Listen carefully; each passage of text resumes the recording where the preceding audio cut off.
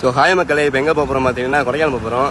So நேற்று பார்த்தீங்கன்னா என் ஃப்ரெண்டுக்கு ஃபோன் வச்சு ஒரே ஸ்ட்ரெஸ்ஸாக இருக்குது, எங்கேயாவது போமான்னு கேட்டேன். உடனே சென்னையிலேருந்து எருமை மாடை தூக்கிட்டு வந்துட்டேன். எங்கே இருக்குன்னு பார்த்தீங்கன்னா மதுரையில் கலாவசத்தை தாண்டி நிற்கிறோம். இன்னும் போக கூட இல்லை. மணி எத்தனை கேட்டால் சாயந்தரம் 4 மணி ஆச்சு. ஆனால் இன்னும் 2 மணிக்கு கிளம்பலாம் பார்த்தோம். சாப்பிட்டு இப்படியே கொஞ்சம் லேட் ஆகிடுச்சா.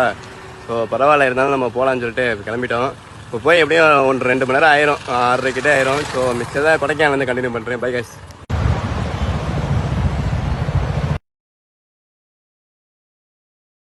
இப்போ பார்த்தீங்கன்னா கொடைக்கானல் கிட்ட வந்தாச்சு. போர்டை தாண்டியாச்சு. கிட்ட பார்த்தீங்கன்னா போர்டு அங்கே தான் இருக்குது. ஃபோட்டோலாம் எடுத்துகிட்டு வந்தாச்சு. அதோட பார்த்தீங்கன்னா ஃபோட்டோ எடுக்கலாம் சொல்லி பாட்டிருக்கோம். பார்ப்போம். ஸோ இங்கிட்ட அப்படி மேலே போகணும். மேலே போயிட்டு மிச்சத்தை கண்டினியூ பண்ணுறேன் மக்களே.